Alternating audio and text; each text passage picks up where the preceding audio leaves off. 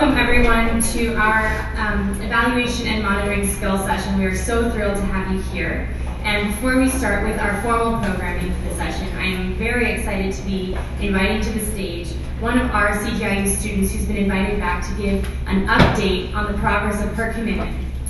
We've challenged Amanda Vining to summarize her incredible work in just 2 short minutes, and because of that, I ask you to please seek her out after the session, exchange ideas, because that's really what CGI U is all about. So please join me in welcoming Amanda Vining to the stage. She's going to be talking to us a little bit about her commitment, Bracelets for Change, and she's joining us from the University of Texas at Austin.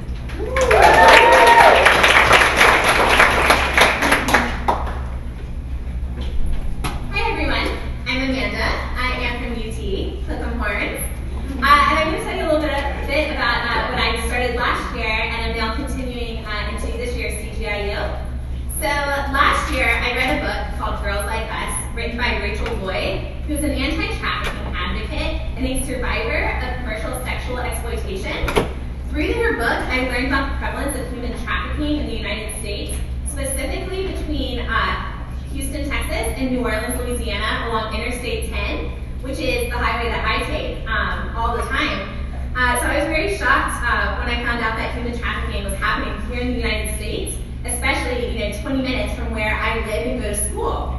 So I started my CGI U 2012 commitment called Bracelets for Change to raise awareness of commercial sexual exploitation in the U.S. and to raise money for rehabilitative services for survivors of sex trafficking. I began selling these bracelets for $5 to $10 a piece that each came with a card telling the personal story of someone who had been pulled from a sex trafficking ring here in the United States. And within 2 months, I was able to sell over $500 worth of these bracelets, and those funds have continued to grow. And fortunately, these funds have been able to establish a scholarship fund for survivors of sex trafficking to pursue positive opportunities. So these survivors of commercial sexual exploitation face many safety concerns after being pulled from these rings, where they are tried as persecutors of a crime instead of as victims of harassment and abuse. So I have been working for the past 8 months with an organization out of Austin, Texas, to draft and potentially pass a legislative bill called the Safe Harbor Bill that originally passed in New York State that will treat victims and male survivors of sexual exploitation as victims and provide them with the resources that they need to rehabilitate and move on with their lives instead of trying them as prosecutors of a crime and putting them in jail. So I just want to say that the movement to combat sex trafficking here in the United States is growing, and I am so honored to be a part of it. If any of you would like to speak further about this, I am here until tomorrow morning. So come find me after the session, during the tabling session over lunch, or at any other point. I do have business cards, so I would love to meet you, hear about your commitments, and share more about mine. Thank you.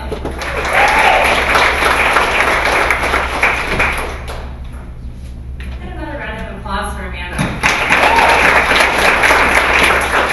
Thank you so much for all the work that you've been doing. Now I'd like to take a moment and ask our speakers, Clara, Chow, and Scott Frank, to join me on the stage. Clara Chow is the President and CEO of Generation Enterprise. Scott Frank is the Chief Executive Officer of One Earth Designs.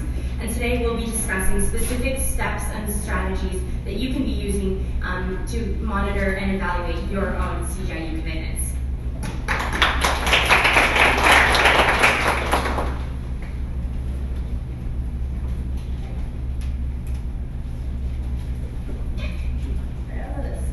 I'll stay up here for now. Hi everybody, I'm Clara.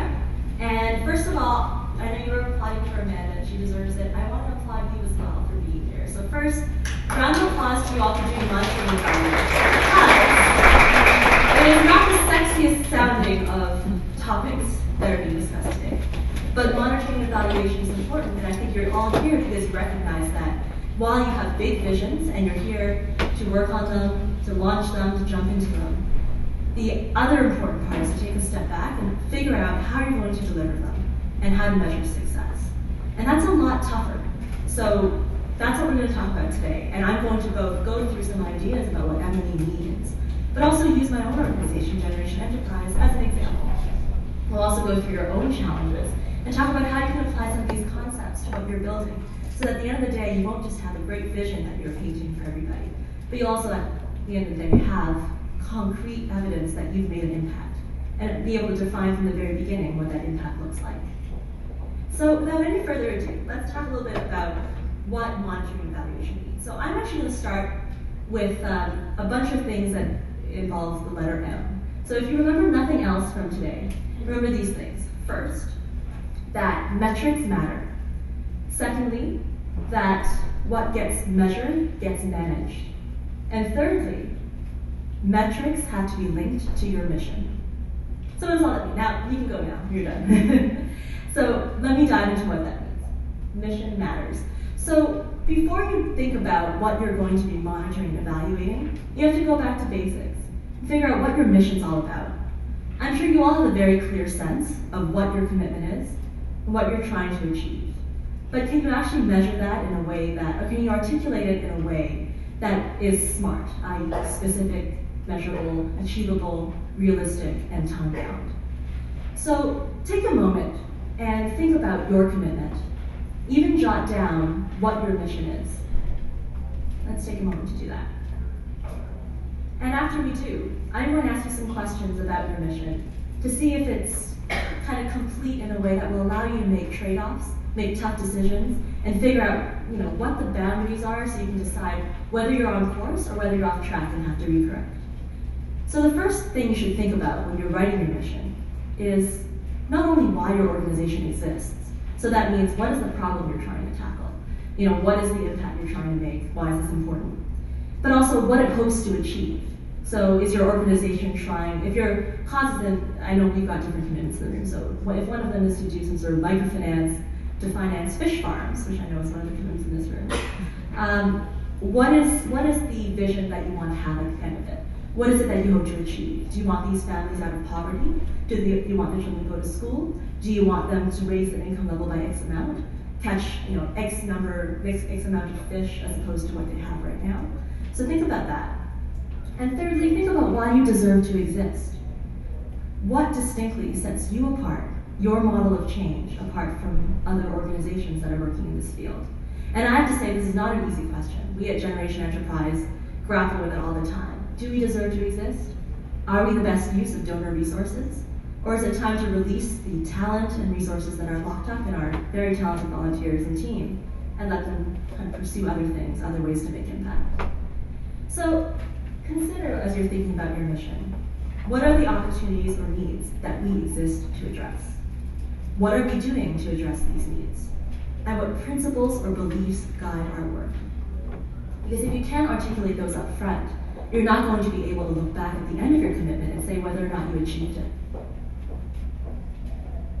So, if there are any questions, we can save them for the end, but if you've got any burning things, feel free to raise your hand and shout them out.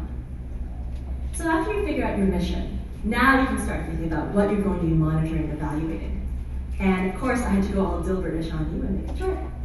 So what you have here is almost a cascading diagram of, from the very beginning, big picture, what's the mission? What are you trying to achieve? And then taking that from, okay, our mission is to achieve a certain thing. What is the vision? What does it look like when success is achieved? What does the world look like? What do we look like? What is our team able to say we've done? And then based on that, you can cascade it down to specific goals that then can be put against a calendar to say, okay, so these are the tasks that we need to achieve. Let's articulate these to our team so we all know what we're going after. And also, equally important, what we're not going after. Because for those of you who, I don't know if any of you have heard the term mission drift. Raise your hand if you have. All right, so you in the green, what's mission drift? Mm-hmm. Yeah.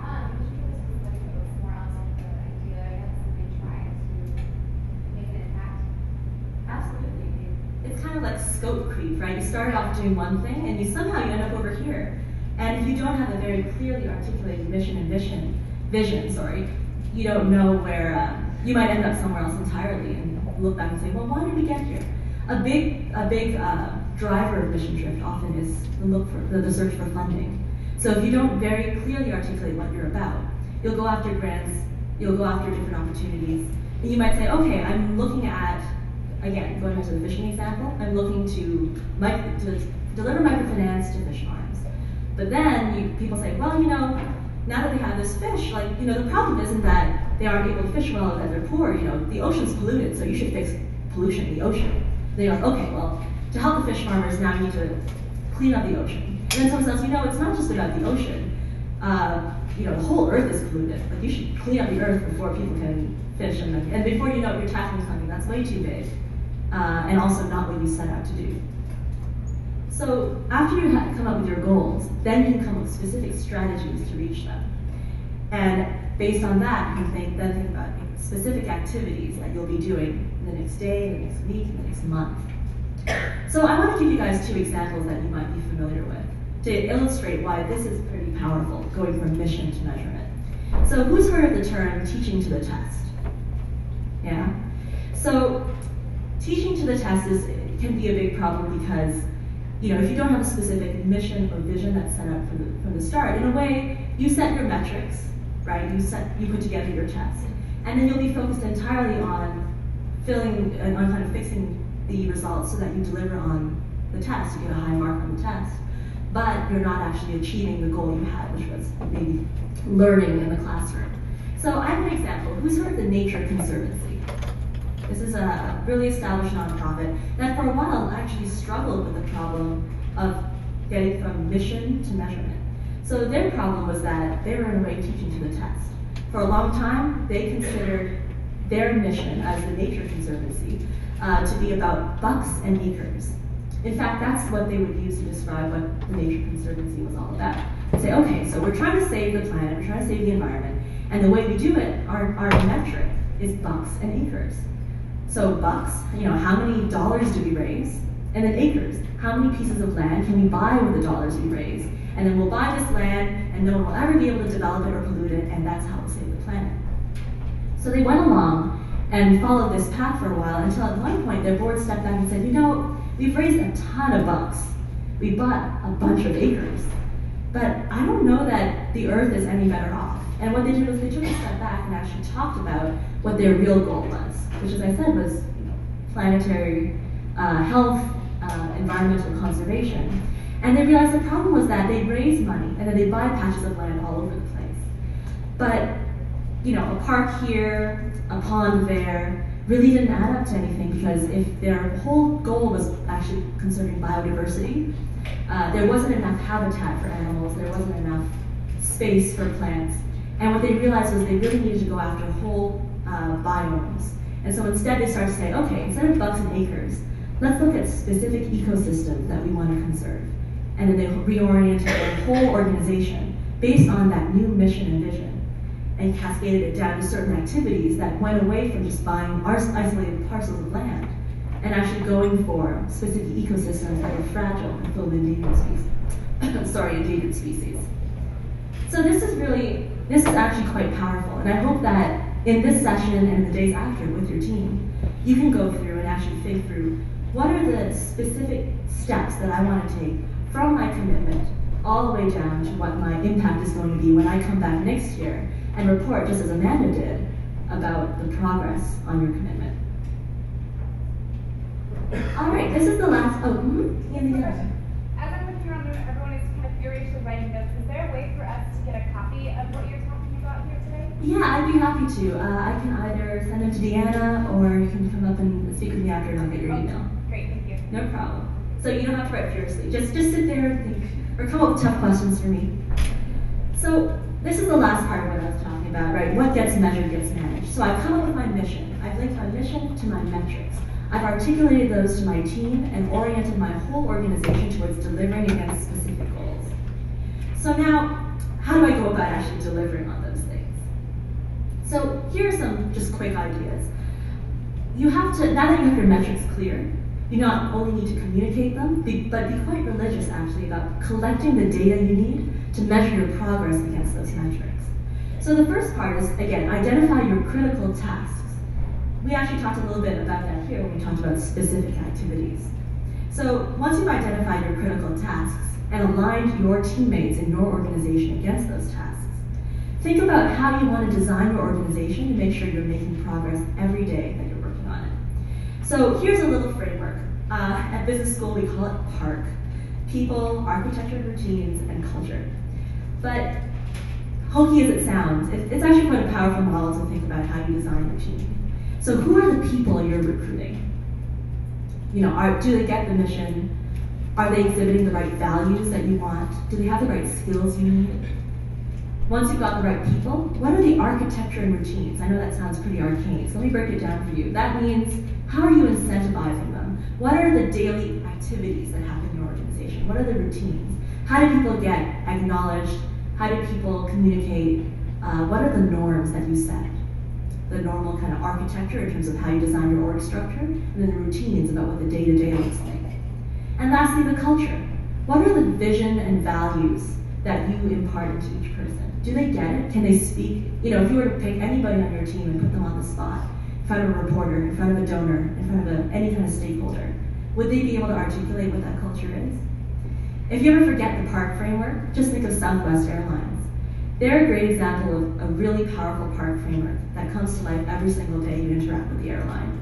They deliberately recruit people who like teamwork. In fact, as part of their interview process, they actually get people up and they say, okay, everyone delivers some sort of presentation for 2 minutes. And they actually watch the audience, and they only hire the people who cheer for the other people right up front.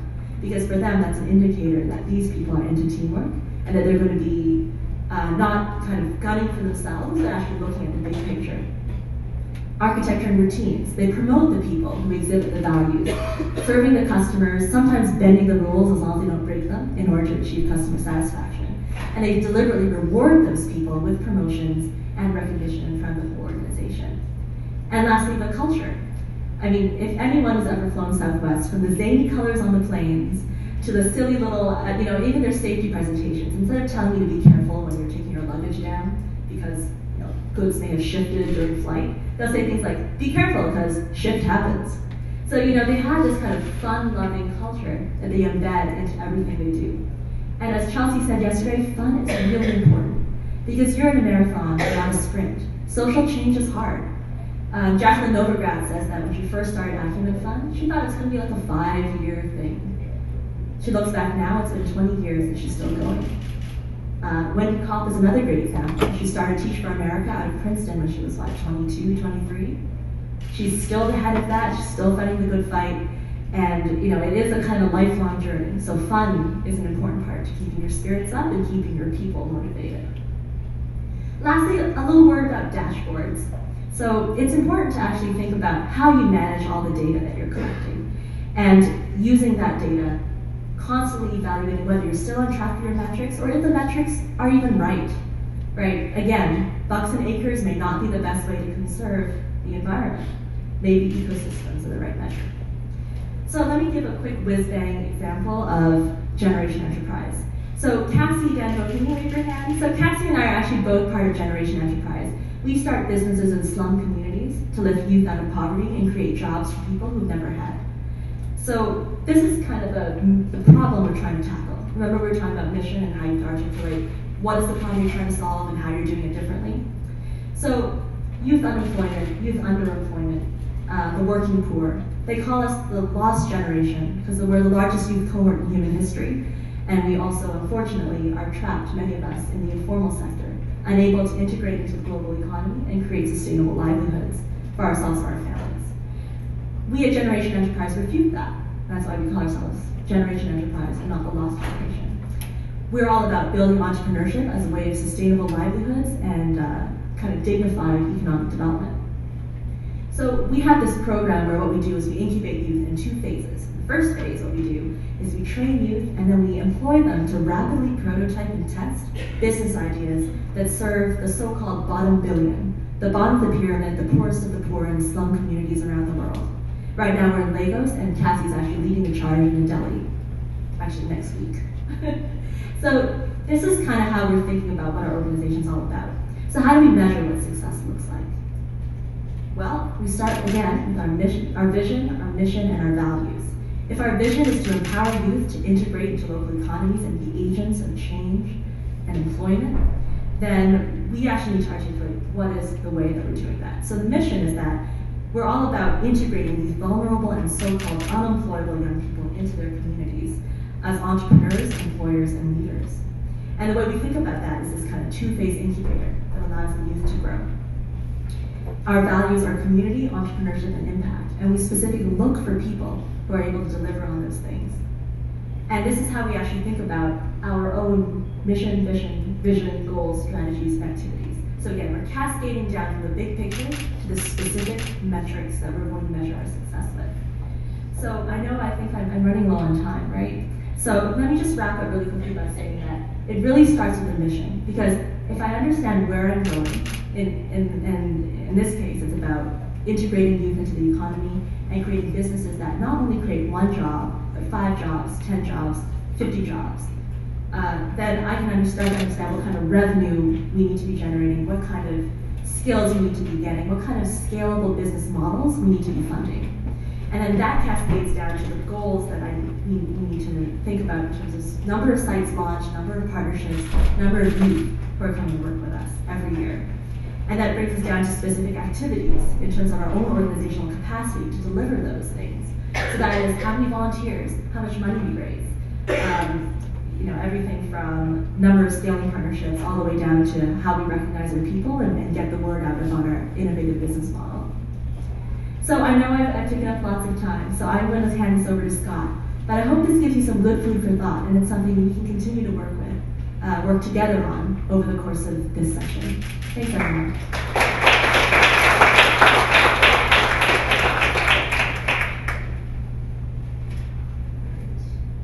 Thanks, Clara. That was a really great introduction and overview on monitoring and evaluation. So I'm really excited to be here today. I just arrived last night flying from the Himalayan Plateau, and so I'm a little bit jet lagged. As you might be able to tell, I have also a little bit of a cold. I picked that up because it was negative 20 degrees Celsius outside. And so this is quite a big temperature differential, and I hope that you'll still be able to understand me despite my clogged nose and the momentary drinking of water to resupply. So my name is Scott Frank. I'm the co-founder and CEO of One Earth Designs. We work in Western China with rural communities to develop different types of energy technologies that harness the sun for providing cooking, heating, and electricity. So actually my story started just after my freshman year in 2005. I had first visited to Western China, and that's where I saw a much better usage for an application for engineering than the types of other internships and jobs that I had held in the past. And then it was in 2008 when I was sitting where you're sitting right now. I had applied and submitted a commitment to action as part of CGI U there. And so what I'm hoping to share with you today, since attending that monitoring evaluation skills session, some of the lessons that I've learned and hopefully some tips on different ways of applying monitoring and evaluation that you won't have to learn the hard way. So this is a picture of the Himalayan Plateau. This is showing the area where I work, and also now one of the biggest issues, as you can see, there weren't many bushes or trees available. Fuel is a very scarce resource, and women spend many hours each day collecting fuel, and then burning of that fuel for cooking and for heating inside of the homes produces a lot of smoke. Worldwide, about 3.5 billion people have to live in indoor environments like this. In China alone, over 500,000 people die each year as a result of the smoke coming from the stove. And in villages that I was living in, that meant about 1 child each year was dying.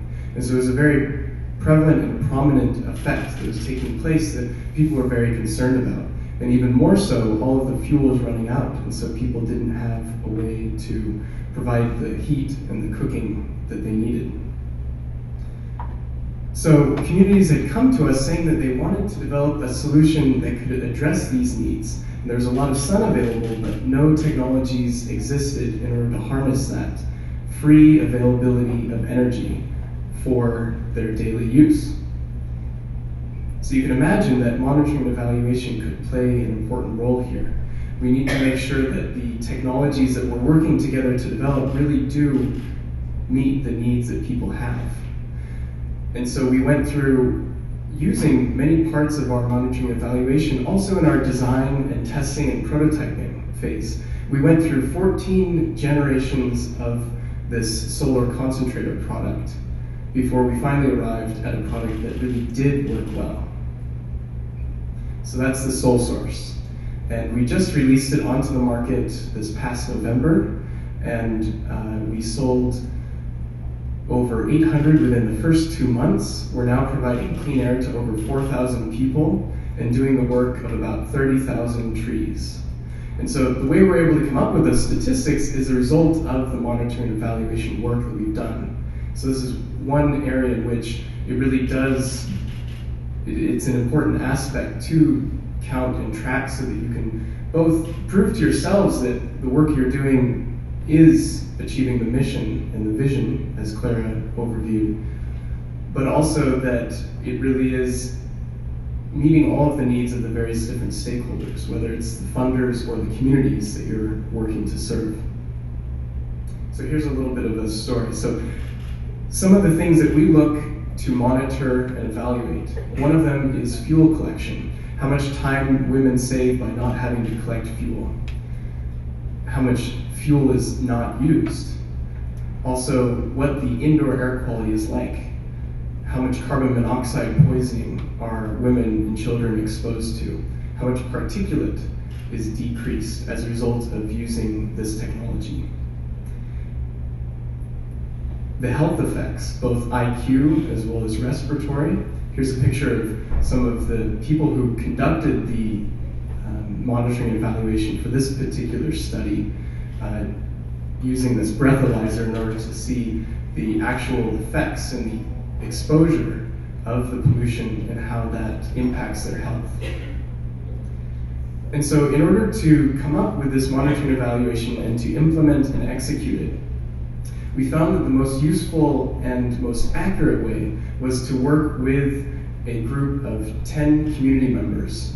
And so ourselves, our team, was not actually involved in the day-to-day collection of the data or of the evaluation, but rather we had worked with the community to develop these technologies, and we found that they were also very interested to test them out to see how well they were working and to evaluate whether they did work as expected. And so 10 of them had volunteered. Each one was responsible for monitoring 10 houses each. And so across those 10 research assistants were able to cover 100 households. And so that, based off of the data that we're collecting, provided enough verification and statistical significance for the variation in our data. And so this was a randomized controlled trial that we ran in partnership with Harvard University School of Public Health. And so that helped to provide validity as well as credibility to the data and the research that we're doing, and also to then help us to evaluate and measure the results and the project in a way that was meaningful and also something that we could represent and share with others publicly. So here's a picture of those 10 research assistants on the first day that we launched the project for this randomized controlled trial. So that was about 2.5 years ago now. This is inside one of the homes, and you can see we're using monitoring devices, and these were posted near to the stove, looking at the existing stove to establish a baseline. And then here, the research assistants were responsible for all of the collection, all of the organization of the data, and the execution of the entire plan. But it wasn't just the quantitative data that they were recording that was important, but also our opportunities to interact informally and to collect qualitative data and information as well. That proved to be important because it helped us to answer questions of, are people really satisfied with the product? Are there new ideas that they have for how this product could be better used, or ways that they would want to change the product? So all of these came into play and proved to be intangible, but yet extremely important pieces of information that otherwise we would not have been able to collect. And we certainly wouldn't have been able to get this level of data and information if we ourselves, especially myself, being an outsider, were to be visiting each of these households. There's no way that I could visit 100 households over 2 months per year. It just wouldn't be possible to collect all of the data and to do it accurately. We also found that one of the most important measures of success is if in the end there's also a long-term friendship that's established, and that's something that has happened in our case. So here, at the end of that 2-year study, the community had thrown a big celebration. Really, they were making food, giving, and putting together more of a celebration that I had ever seen, even in the big Chinese government banquet halls in Beijing. And it was such an honor to be, to have that recognition and that partnership to be recognized in that way. And what we weren't able to do as much in return, but we shared with them how to make hamburgers. And so we used local yak meat and found that that was a really fun exchange that we were able to do. At the end of it, they said, you know, we really enjoy the work that we've been doing together, but locally, all of the other community households know us as the Stove Group. And we really like the work, but we don't like the name. So we're thinking maybe we can become the One Earth Designs Gaja Rural Grassroots Energy Committee. And so they came up with this name that they wanted to be known under, and then they said, and for our first project that we want to do, we want to create a village microloan program, where the interest from that will be used to support 5 entrepreneurs each year. Sorry, the capital from that will support 5 entrepreneurs, and then the interest will be used to promote an environmental protection campaign, where all of the community members would then, for one day, clean up the entire grassland. So this is a project that they came up with themselves. They managed, they ran it and executed it, and now this next year, they're going to be running a similar program, but it'll be 5 times larger, including 5 of the surrounding communities. And what we saw is this was happening, we believe, as a result of them feeling more confidence about who they are, the new skills that they had learned as a result of being involved in the process, not only the technology design and development, but also in the monitoring and evaluation. And that people were really excited and really engaged at this point. So some of the key learnings in summary: more involvement meant more successful throughout all parts of our product design as well as monitoring and evaluation. Local excitement drives success. Even when the members of my team, both who are from local communities nearby to this one, as well as from US and Europe, when we weren't there on site, involved in the monitoring and evaluation, because people were so excited about the project and the data that they were collecting and the new skills they were picking up, they would continue to run it even though there wasn't any, say, oversight from the company itself. People also feel accountable to their peers and to their neighbors. We found this to be very important and to be very effective in terms of getting accurate data and information. We also found that people felt more ownership over the project, and then as I just described, they took that to the next level of starting their own organization and then starting their own projects that were then sustainable and scalable as a result. We found that in general, people appreciated the engagement and the new skills that they were picking up. Several of them have now gone on to university and are studying science and technology at schools, whereas typically from these rural, remote areas, most people would be studying social science related subjects. And for some of these participants to now be the future engineers and scientists, for me, is really a satisfying outcome. As I mentioned before, the qualitative and the quantitative data are both very important, and that it's also important to seek deep understanding of the effects of the project and of the work. Not just what you're calculating on your spreadsheets or recording onto a survey, but also seeing overall, are we creating positive impact? Is this the way that the stakeholders who are involved in this project wanting the project to proceed? So why do all of this? Well, not just for the fulfillment of the different stakeholder needs and requirements and perhaps your own internal monitoring and evaluation demands, but also because there are several opportunities that this type of data is going to help you to get more funding to do further types of projects and to further your work. And so, as one example, in 2010, we were recipients of the Green Challenge. So this is a program, it's a business plan competition put on by the Dutch postcode lottery. And they had specifically chosen us as the winner because we were able to show them and verify that we were decreasing carbon dioxide, we were providing income generation opportunities, we're also decreasing the exposure to carbon monoxide as well as harmful particulates that were being released by the stoves. And so because we were able to present this data and information in addition to the rest of the work that we were doing, this put us in a good position then to receive that type of funding. So it's an important full circle to be doing monitoring and evaluation. One thing I'd also recommend is that you leverage and adhere to existing frameworks and systems, rather than creating your own metrics and deciding just on your own what to be measuring. Take a look at things like B Corp, GEARS, IRIS, and also the Millennium Development Goals. Many funders, many other potential partners that would be working with you will already use these systems, or these systems may help you in deciding which particular metrics you're going to be tracking. As an engineer and my business partner being a scientist, we tend to get very excited by data. And we also find ourselves sometimes collecting too much information and trying to measure too many things.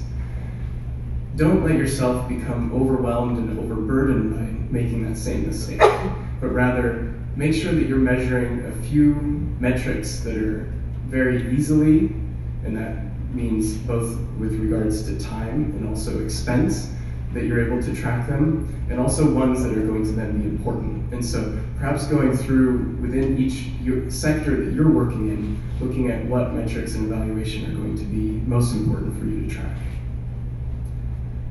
So now I think we're turning it over to a discussion session, right?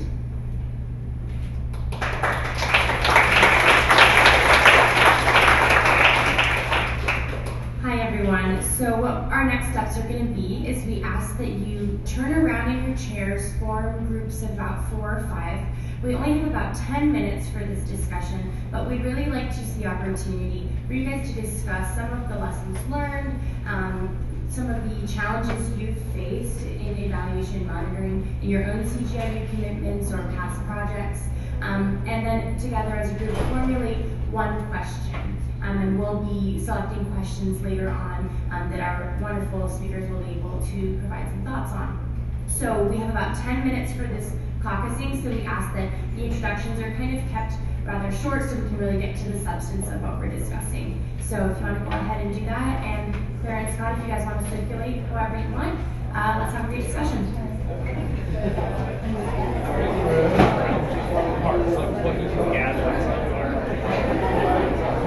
Hi.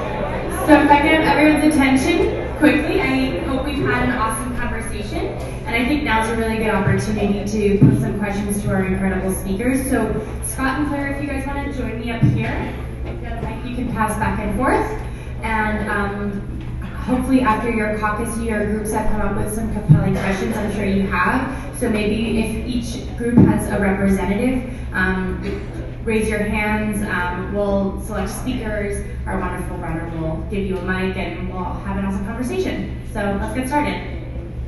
Right in front.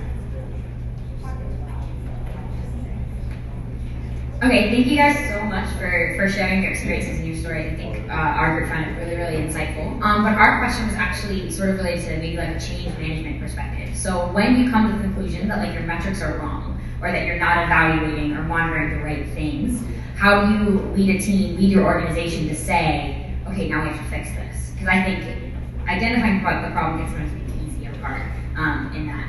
And I was certainly glad that one of you had a personal story and how you managed that would be great.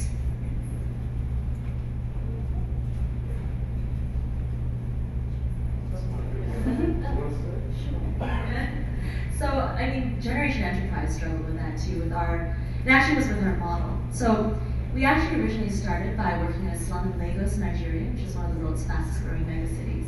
And what we did was we ran a photo studio. So we actually wanted to take young people who never had formal work experience, hire them, teach them business skills on the job, and then allow them to pitch their own ideas after they received their own wages and match their wages, and then they could launch a business. And we realized that trying to run a startup business with people who never had formal work experience, and at the moment they get good at work, you give them money to go and run their own business, was really tough. Because you're trying to do two things that are both really difficult. Transition these young people into the formal sector and run a startup. And so it got to the point where we realized that we had a problem. We were not being effective. The next question, as you said, was, and I'd push back and say that recognizing that moment and saying, okay, we have to revisit, also takes a lot of courage.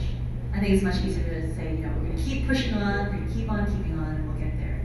But instead, to actually pull yourself back and say, oh, okay, I think we've hit a wall. It's pretty tough. So what we did was, we did a lot of brainstorming as a team. We tried to consolidate lessons learned. So we went and interviewed every single young person, interviewed our frontline people, and we ended up just coming up with a bunch of different experiments to run as cheaply and quickly as possible. But I think it can actually be a way to bring your team together. But I agree that it's not an easy process. And I think it just starts with getting everyone aligned that actually change is needed. So I think that might actually be the toughest part. I think trust is very important, and having open communication. Ideally, at least in my opinion, I think many organizations can be best run in a more horizontal manner. But despite that, having people who are exhibiting leadership that reflects a culture that encourages trust and open communication. We've had some trouble and challenges related to this working in China and in other parts of Asia where face is a really important aspect. And so not wanting to either embarrass yourself or embarrass other people publicly. And so there was a time in which people had feedback on one of our earlier prototypes where it wasn't working quite as they expected. But they didn't want to share that because they didn't want to embarrass us. And so I found that even after living in many of these villages for about 3 years, before even the work got started, it took sometimes that amount of time before people felt comfortable to share what they really thought. So sometimes it does take a while.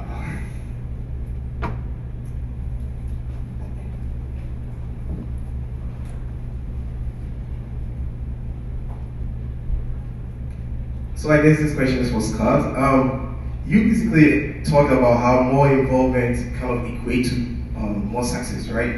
And then you talk about how you have to be involved with the local community as well as Harvard School of Public Health. So you talk about what, but I want to know how you did that. Yeah, because right now on my nonprofit we're trying to work with the community, and we're trying to. It's so hard for us to break a lot of barriers in the community, and I would really like to know how you did yours. Yeah. So you're saying how we were able to have local community involvement, and then how we were able to involve other third-party collaborators like Harvard University School of Public Health.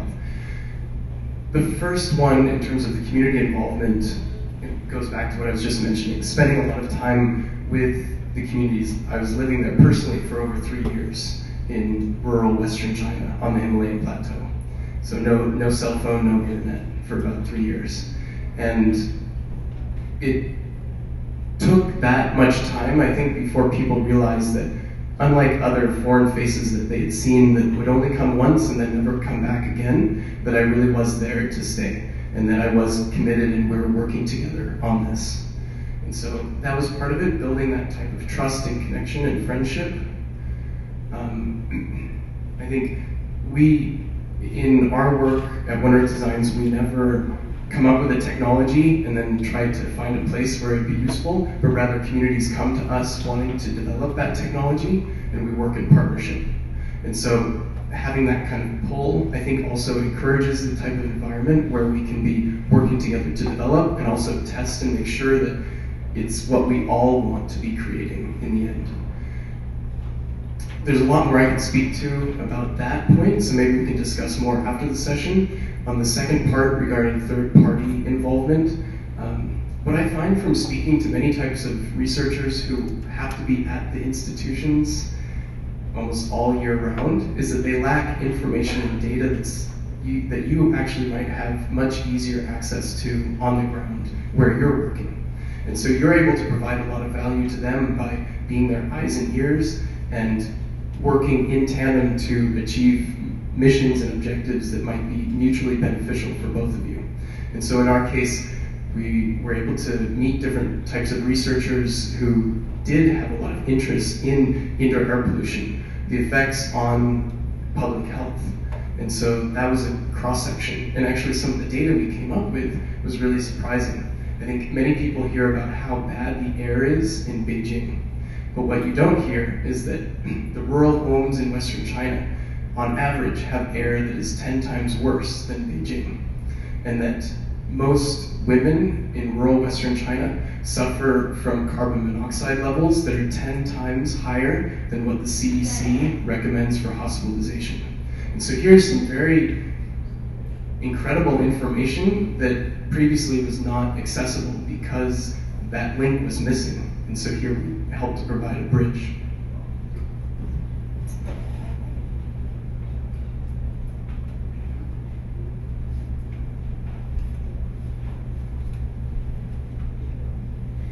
Hi, I was wondering if you can speak a little bit about the importance of and the challenges of doing baseline surveys in the beginning, before you, as part of your monitoring strategy and for the overall monitoring and evaluation process.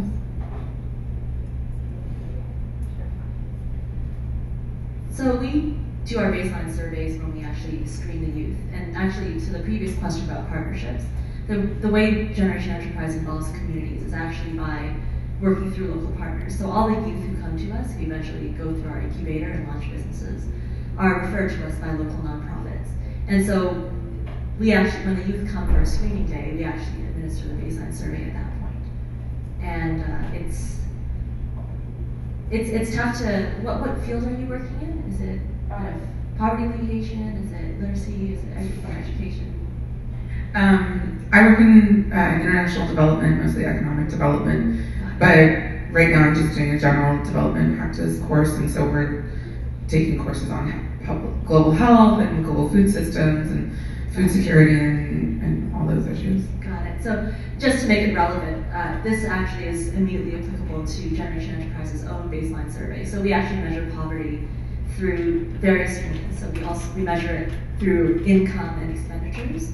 But because those are notoriously unreliable, we also measure poverty via assets and experiences. So do you have running water? How many rooms do you have in your house?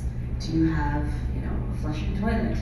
Or would you use open sewage? So assets and experiences. Have you ever not been able to afford a meal? Have you ever been harassed by police? Have you ever been beaten? Have you ever voted in an election? Have you ever bought a book? These are all another way to measure poverty.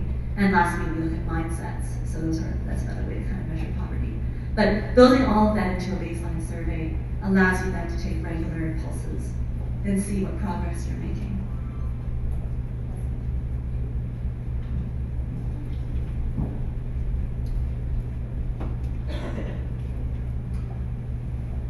Hi. So the question we had in our group is we all here, because we're here, we know the importance of research and data. And you specifically, Scott, mentioned the fact that data lends the fact that you can get funding from a lot of sources. Our question was, how do you lend validity to your data? I mean, in a lot of senses, we're undergraduate students, and when you're an undergrad student going to a large nonprofit or other nonprofit saying, okay, here's my research, take a look at it, most of them will be like, oh, okay, that's cute. So how do you lend, in all honesty, how do you lend validity to someone, especially in a nonprofit field where academia sometimes is separate from nonprofit, how do you lend validity to your data? It's a good question. For us, there are a few different angles and approaches that we try to take. So one is having different partners that are able to execute and design the studies that we come up with together. And so when they're able to also put their name on the report, that helps to add additional validity. But just in the study design, and then in what the results are, how you speak about the results, I've noticed a difference from when we first started doing some kind of monitoring and evaluation, and then now the type of work that we do has changed. And so, for example, establishing a baseline. I think in the beginning, we were just trying to collect data as we were testing out prototypes. And so we didn't have a baseline in the particular communities we were already working in, but that's extremely important. But of course it's so hard because you start working and you want to be getting, you need to get results within a certain period of time, but the data doesn't always support that particular timeline. And so as we went on collaborating with others to develop solid baselines and then randomized controlled trials. So as we're able to then speak about and use those words, I think it has helped more people to understand the type of data that we're collecting, and when they ask and can receive answers to how we're doing that, I think that helps to boost the validity, at least in people's minds. Having third-party audits is something else that we've done. We found that a lot of groups have been willing to fund that themselves because they're also interested in the information. So a lot of it is really about who you know. And so a lot of my time is spent externally, meeting with different groups to try to form some sort of alliance. That's something else we could talk about for hours. How about over lunch?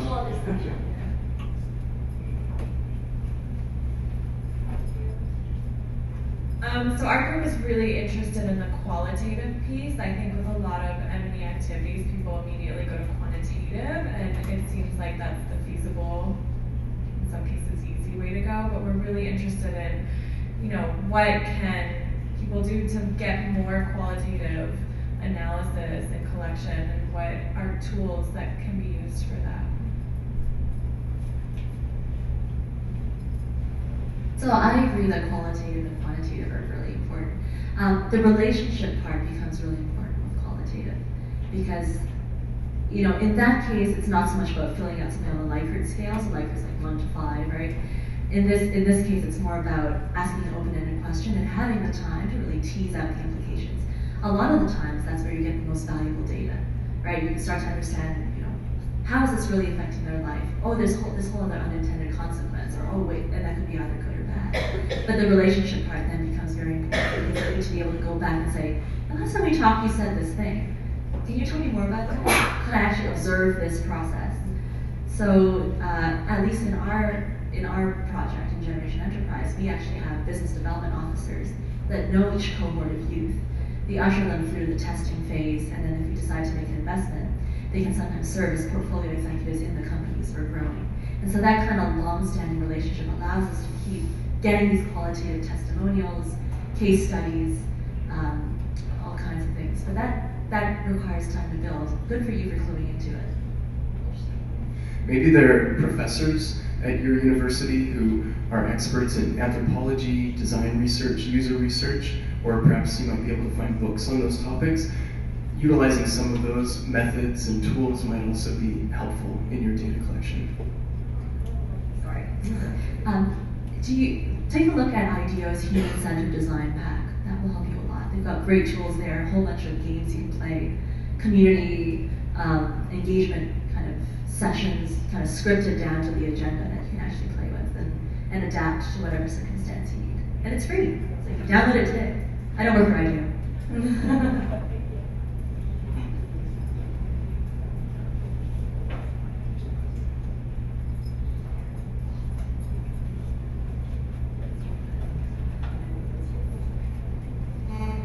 So I'd like to upload Clara. First of all, I just wanted to say that you're doing a great job in Nigeria. I'm personally from Nigeria, and I was born in Lagos. My question for you is, how did you monitor the progress of your commitment, basically, when you were abroad? How were you able to form these long-lasting partnerships with, the youth there or whoever you recruited? Good question. We actually have a global team. So Jen started out as half US, half Nigerian, and we actually launched at the US Consulate in Lagos. So we have an on-the-ground team that actually does all that. The data collection comes from those hands and feet on the ground, and the analysis and discussion comes actually globally. So then we all get on the phone, we have international conference calls. We get very used to all the different time zone differences.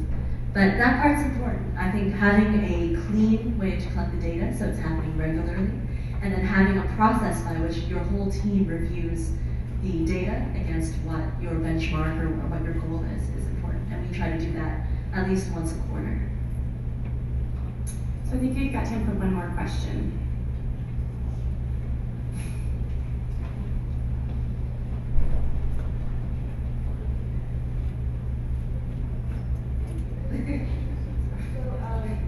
We discussed a lot about how when we, in our commitment, I think we were thinking about how we can start with metrics.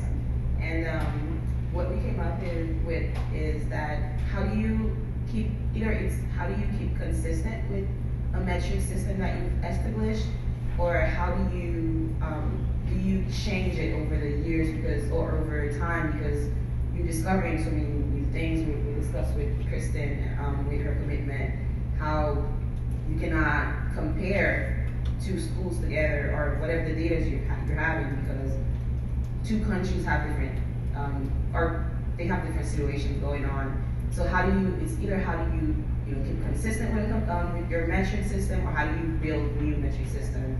And is that a good thing to keep on building new metric systems? I would be wary of continually building new metric systems. I would want to continually revisit the metric system you've got. So the subtle difference there is if you're constantly rebuilding, that to me suggests mission drift. So you should be able to directly link the metrics that you've got with the mission.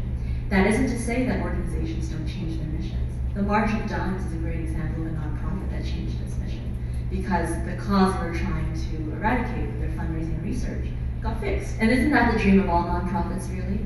I mean, aren't we all working towards obsolescence, right? So when that happens, then you can say, okay, well, hooray! After you've done the high five and pop the champagne, if you still have, a good organization, if you've got some institutional knowledge and you want to apply it to another cause, that's the time to start. But I guess my quick answer would be, any change to metrics should come from the very top. So did your mission change? Did your vision change? Did you all the way down? And to follow up on that, in my case, our mission and vision didn't change, but we ended up revisiting and also restructuring how and what type of data we collected. We found that necessary because at the end of some of the early studies, we thought we might be getting some of the answers we wanted. We found out actually those answers weren't true, or how do you measure someone's socioeconomic status? Proved to be very difficult. And so we iterated over the years to find ways that did provide us with the information that we needed. And so I think you can't be a perfectionist in this, but if it's not working and it's not providing you the data and the information you need, then you will need to change it. Thank you so much. Do you guys want to just say one or two quick closing remarks, final thoughts? I guess I would just recap what I said. I mean, I know I said a lot of stuff and I speak really quickly, so I'm just going to recap all those M words that I was using earlier, because I think if you remember nothing else, that's what I'd love for you to take away. The first part was that, I should probably say it, right? Metrics matter. What gets measured gets managed, and you have to link your metrics to your mission. I think that's what I would leave you with, and I'm happy to discuss it further over lunch. Oh, closing words. I guess what I want to say is that I'm really delighted to see so many people in this room and also at CGI U 2013. I think that people who are in these halls are going to be the change makers who shape the world that we're all going to live in. And so really the onus is upon us, and we need to take that kind of responsibility and pair it with the ideas that we have, meet the people who are next to us, because very likely some of the most important and lasting things that come out of CGI U 2013 are going to be the people that you meet and the connections that you form, and then subsequently the work that we all do together. So I want to congratulate all of you for making your commitments to action, and I want to encourage you to follow through on those.